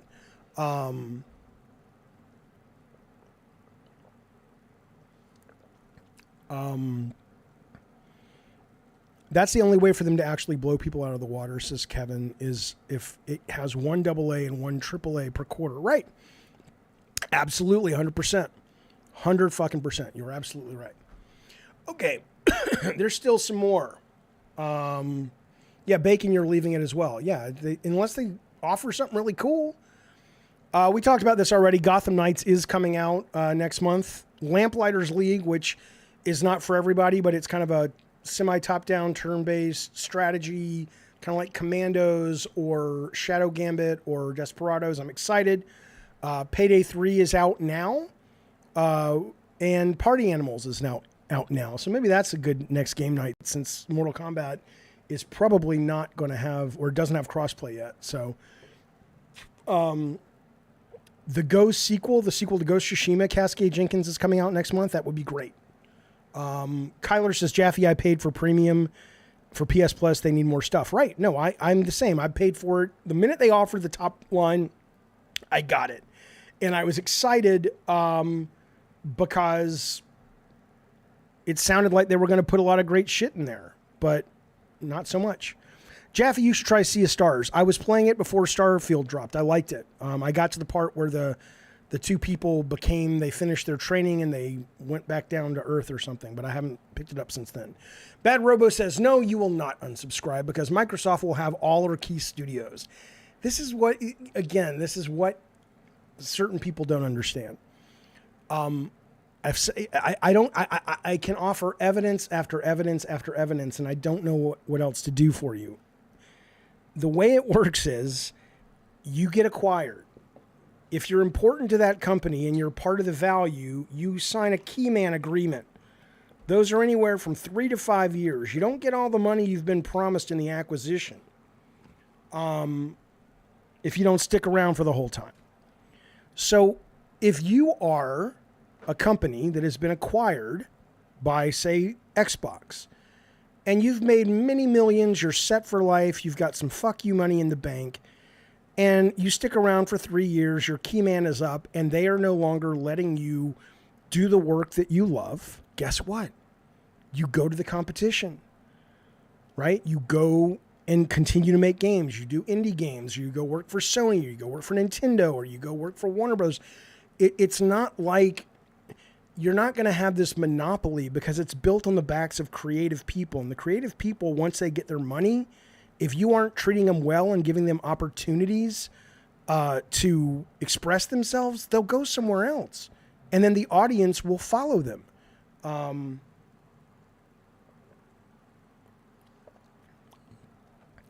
Okay. You go make a niche video game news show on YouTube. What? Ethan Jory, I don't even know where that came from. What? Cascade Jenkins, next year, not next month. Wait, what? Hang on. I'm sorry. I'm reading too many chats at the same time. That's my bad, fellas. I'm sorry about that. The sequel to Ghost Tsushima is coming out next year. Did I say month? Oh, yeah, no. I knew what you meant. Yeah, I'm looking forward to that. Absolutely. Okay, let's move on. Xbox, more Xbox. Listen to this. This was interesting, too. Phil Spencer was talking to somebody at Xbox, Jean-Emile Eilen. I don't fucking know what they do. But they were talking about closing studios. And this Jean-Emile, which I don't know if it's a he or her, they were saying, I don't know what goes into closing a studio. In my mind, if a studio needs to prove their worth by being net value over their cost, it adds a ton of pressure. If the game is niche, though, too bad for them. This is not me armchair quarterbacking, they say. I swear I'm just super worried about the moat you've built, that the winds will change and we will have a bloodbath a few years down the road, especially given our peer cloud companies underestimating of the game creation process. And I don't really know what they're talking about here.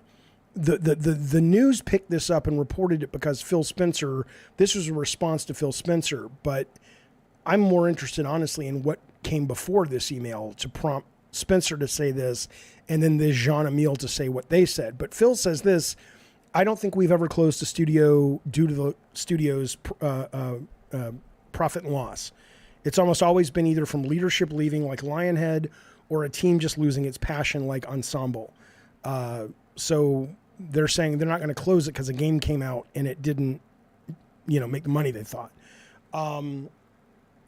So I don't know what this is about so much beyond Phil's take, but I do think it's interesting where she says, "I'm super worried about the moat you've built, that the winds will change and we have a bloodbath, especially given our peer cloud companies underestimating, aka Stadia, of the game creation process." I'm not sure. Phil Spencer has responded to the leak, says Multi, saying that things have changed and will share the real plans when they're ready. Yeah, sure. I'm sure some have changed, some have not. Just like when the Capcom leaks came out a while ago. It was all, some of it was true, some of it wasn't. Whatever. This was interesting. It's another interesting part of the leak. This was in court when he said this. Microsoft may exit the game business if Game Pass subs off console don't increase enough by 2027. FTC lawyer James somebody, can't say his last name, put the following internal Xbox Game Pass slide in front of Phil Spencer. I'll show it to you in a second. Asking whether he agreed with the projections that show the sub service surpassing 100 million users before 2030, largely due to the increase in PC in the cloud market. Here's what it looks like right here. Spencer said in no uncertain terms that Microsoft would exit the game business if this projection was real, meaning that it would be until 2030 that they had cloud and PC gaming taking this much of a chunk, because they need to make that faster. They need to complete that size of a chunk in 2030 and 2027. He said, "We would exit the game business if this projection became reality. Microsoft needs the light green and the blue segments to get much larger, much faster by fiscal 2027, or it could opt out of the game business altogether." Here's his quote: "I can fairly safely say if we do not make more progress than this, meaning the chart off console, we would exit the game business. If this were the outcome, we would. I don't believe we'd still be in the business." Now, again, this was in the court where they were trying to paint themselves as a picture of, a certain thing. This is our level of vulnerability. This is why we're not the big giant you think we are. So how much do you take this at face value, and how much was this him not lying necessarily, but sort of dancing around the truth because it was just an opinion? I don't know. It's interesting though, and I don't blame him. Look, if you are if you're Microsoft and you can't make this work, you should get out. I absolutely. Like I've said many times, a lot of people want to shit all over Game Pass. You can do that all day long. I don't care. If it doesn't work, then it won't work and it'll go away. But it'll go away and it will still be one of the best things in gaming to come along in a long time, in my opinion. Isn't the cloud segment suggested they downplayed the importance of cloud in court? Yeah, well, that's part of it, but it's also the fact that he's basically saying, it's weird because they were trying to say cloud gaming is nascent, and so y'all shouldn't be so worried about Call of Duty on cloud. Now it's going to Ubisoft, of course. But you are right. It's weird that if that's the picture they wanted to paint, and then he's saying if we can't get bigger than this blue box, we're fucked. But you would think they would say, we don't expect to ever get that big because it's court. It's not that big. We're trying to downplay it. So I don't know. Okay. Since when is pointing out you are sounding like a hater being grumpy? Wait, who are you talking to? I know you're not talking to me. I'm just curious.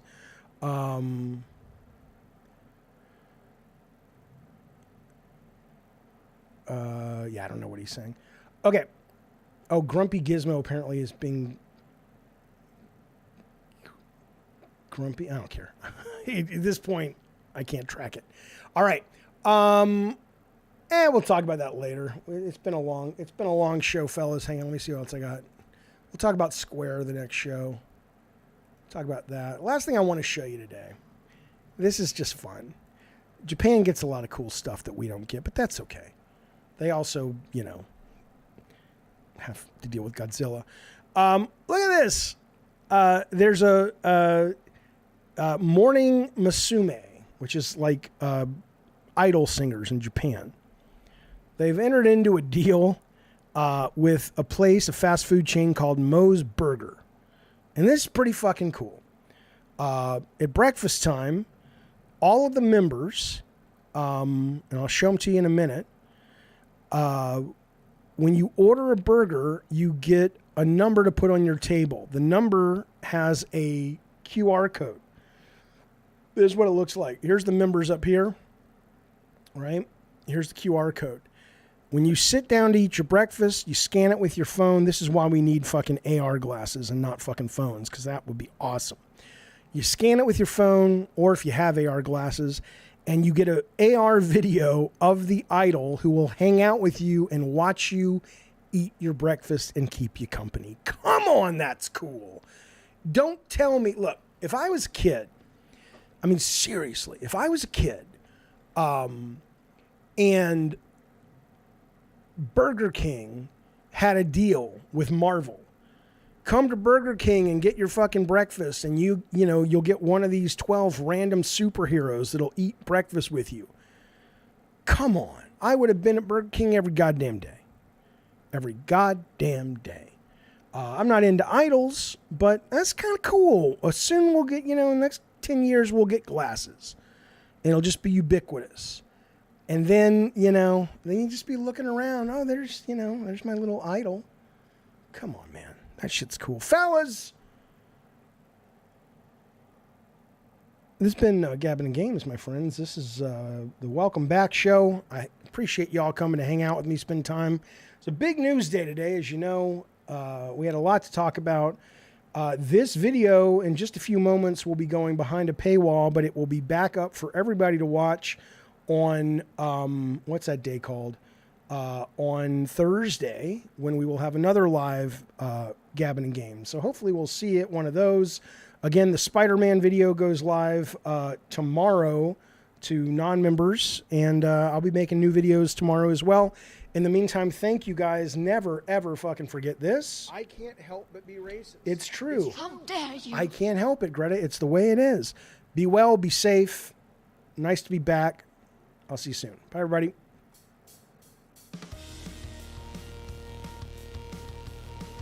I said good day.